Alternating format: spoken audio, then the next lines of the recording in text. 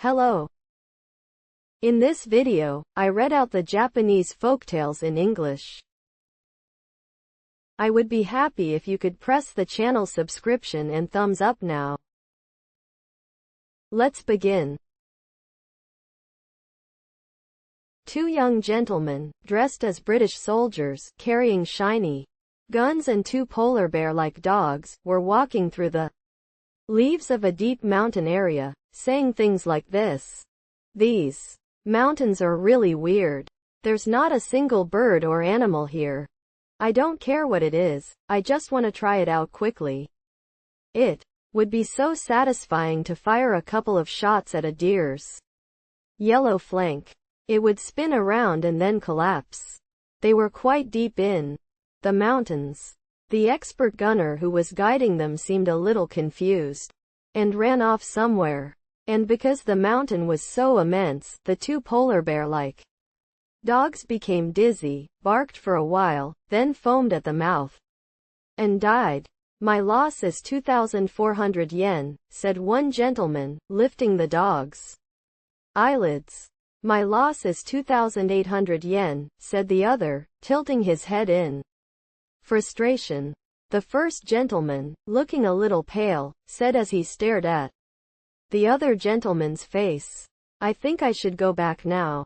Well, it's just starting to get cold and I'm getting hungry, so I think I should go back. Well, let's call it a day. Why don't we just buy a mountain pheasant for 10 yen on our way back from the inn we stayed at yesterday? There were rabbits there too, but it would have been the same thing if we'd gone that way. Let's go home then. But the problem was that we had no idea which way to go back.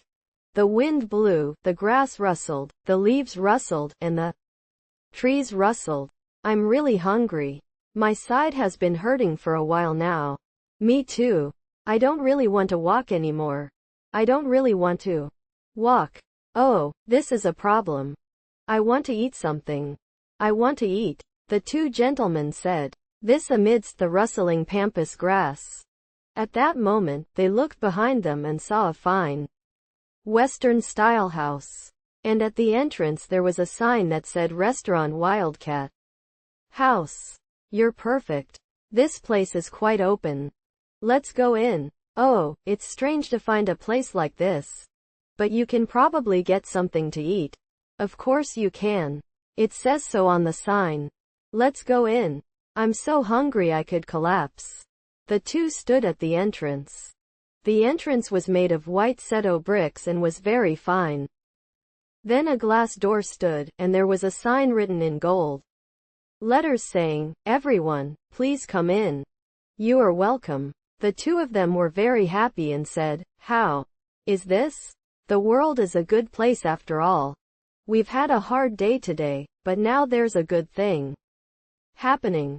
We're a restaurant, and we'll treat you to free meals. It seems.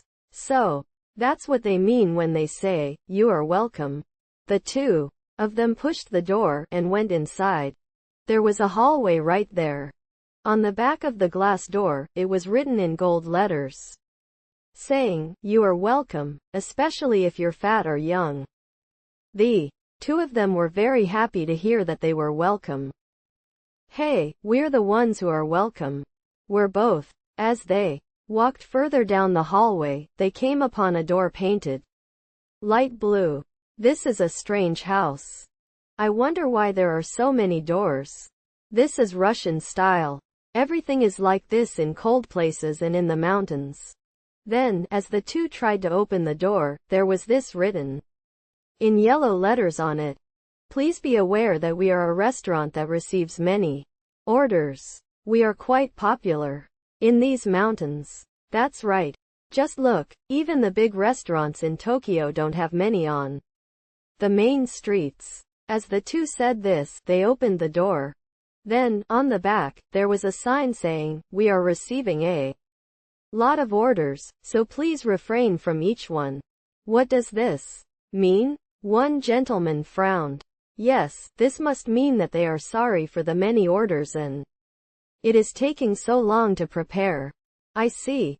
I want to get inside somewhere quickly. and I want to sit at a table. But to make matters even more noisy, there was another door. Next to it was a mirror, and beneath it was a brush with a long handle. On the door was a sign written in red letters, "Guests, please neaten your hair here, and then wash the mud off your shoes." That is quite reasonable. I also underestimated this house when I was at the entrance earlier, thinking that it was in the mountains. This house has strict etiquette. I'm sure very important people come here often. So the two of them brushed their hair nicely and washed the mud off their shoes. And lo and behold, as soon as they put the brush down on the board, it faded away and disappeared, and a gust of wind blew into the room. Surprised, they huddled together and slammed the door open, and went into the next room. They both felt that if they didn't quickly get something warm to cheer themselves up, then something terrible would happen. There was another strange thing written on the inside of the door. "Please leave your guns and bullets here." Right next to it was a black stand. I see, it's no law to have a gun and eat. No, very important. People come here all the time. The two men took off their guns, untied their belts, and placed them on the stand. There was another black door. "Please take off your hats, coats, and shoes." What do you think? Shall we take them? Oh well, let's take them. He must be a very important person. The person inside is. The two men hung their hats and overcoats on nails, took off their shoes, and walked through the door. On the back of the door was a sign that, "Please leave your tie, pins, cuff links, glasses, wallets, and other metal objects, especially sharp objects, all here." Right next to the door was a magnificent black lacquered safe, with its opening wide. There was even a key next to it. Ah, it looks like they're using electricity for cooking something. I guess that's why they say anything metallic is dangerous. In particular, anything sharp is dangerous. I guess so. So I guess they pay the bill here when they leave. It seems. That's the case. Yes. I'm sure. The two of them took off their glasses, and their cuff links, and put everything into the safe, and then they locked it with a click. A little further on they came to another door, and in front of it was a glass jar. On the door was written, "Please apply the cream in the jar all over your face, hands and feet." And sure enough, the jar contained milk cream. What do you mean, put cream on it? Well, it's really cold outside. If it's too warm inside the room, the cracks will crack, so this is to prevent that. It seems like there's a very important person in the back. We might actually get close to a nobleman in a place like this. The two of them took the cream from the jar, put it on their faces and hands, then took off their socks and put it on their feet. There was still some left, so they each ate it while pretending to put it on their faces. They then hurriedly opened the door, and on the back there was a sign that said, "Have you put the cream on well, and on your ears?" And there was a small jar of cream there too. Yes, I didn't spray it on my ears. I nearly cracked my ears. The owner of this place is really thoughtful. Oh, he notices even the smallest details. Anyway, I want to eat something quickly, but it's no good with the corridor going on forever. Then, there was another door right in front of them. "The food will be ready soon. I won't keep you waiting for more than 15 minutes. You can eat right away. Please go ahead and spray the perfume in the bottle on your head." And there was a shiny gold bottle of perfume in front of the door. The two of them splashed the perfume on their heads. However, the perfume smelled like vinegar. This perfume smells strangely sour. What's wrong? They made a mistake. The maid must have caught a cold and let them in by mistake. They opened the door and went inside. On the back of the door, it was written in large letters, "You must have been noisy with all your requests. I'm sorry. This is all. Please rub the salt from the jar into your body thoroughly. There was indeed a beautiful blue Seto salt jar, but this time, both of them were shocked and looked at each other with their faces covered in cream. Something's strange. I think it's strange too. Lots of orders mean they're ordering us. So, in my opinion, a Western restaurant isn't a place where customers can eat Western food, but a place where you make Western food for customers and then eat it. This is that. So, they started shaking and couldn't say anything. Well, wow. They began to tremble and shake, and could no longer speak. Get away. While shaking, one of the gentlemen tried to push the door behind him, but to his surprise, the door did not budge. For another minute. There was another door further inside, with 2 large keyholes, with a silver hawk and knife shape cut out, on which was written, "Well, thank you for all your trouble. It's very well done. Come on in." To top it off, 2 blue eyes were peering out at us from the keyhole. Wow. The 2 of them began to cry. Then, inside the door, they were whispering to each other. No. I've already noticed. It looks like they didn't rub in the salt. Of course. The boss wrote it poorly. He wrote something stupid like, "You were making a lot of requests over there, and I'm sorry for your loss. It doesn't matter. They're not going to give us a bone anyway." That's true. But if they don't come in here, it's our fault. Shall I call them? Let's call them. Hey, customers, please come in quickly. Come in. Hey. The dishes have been washed, and the greens have already been rubbed with salt. All that's left now is for you to arrange the greens well, and place them on a clean white plate. Come quickly. Yes, come in. Or do you not like salad?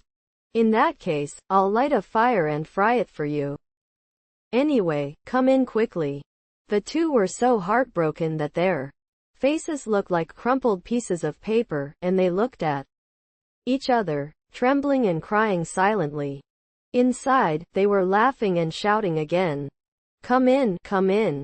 If you cry that much, the cream will just run out. Yes, I'm back. I'll be there soon. Come on, please hurry up. Come on quickly. The boss has already put on his napkin, held his knife, licked his lips, and is waiting for the customers. The 2 of them cried. At that moment, suddenly, a voice rang out from behind, "Woof. Woof, GWAA." 2 of those polar bear-like dogs broke the door and jumped into the room. Their eyes disappeared in the keyholes in an instant, and the dogs roared and circled around the room for a while, but then they let out another high-pitched bark, and suddenly jumped for the next door. The door slammed open, and the dogs flew in as if they were sucked in. From the pitch blackness beyond the door came voices saying, "Meow, quaw, gurgle," followed by a rustling sound. The room vanished like smoke, and the 2 were standing in the grass, shivering from the cold. They looked and saw their jackets, shoes, wallets, and tie pins hanging from branches here and there, or scattered at the base of trees here.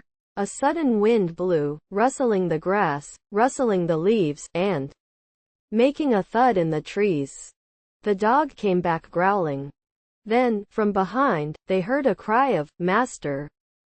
Master!" The 2 suddenly became energetic and cried, Hey! We're here. Come quickly." A professional hunter wearing a straw hat arrived, rustling through the grass. The 2 finally felt relieved. They ate the dumplings the hunter had brought, and bought some pheasants for just 10 yen on the way back to Tokyo. However, their faces, which had once looked like waste paper, did not return to normal, even after they returned to Tokyo, and even after taking a bath in hot water. That's that.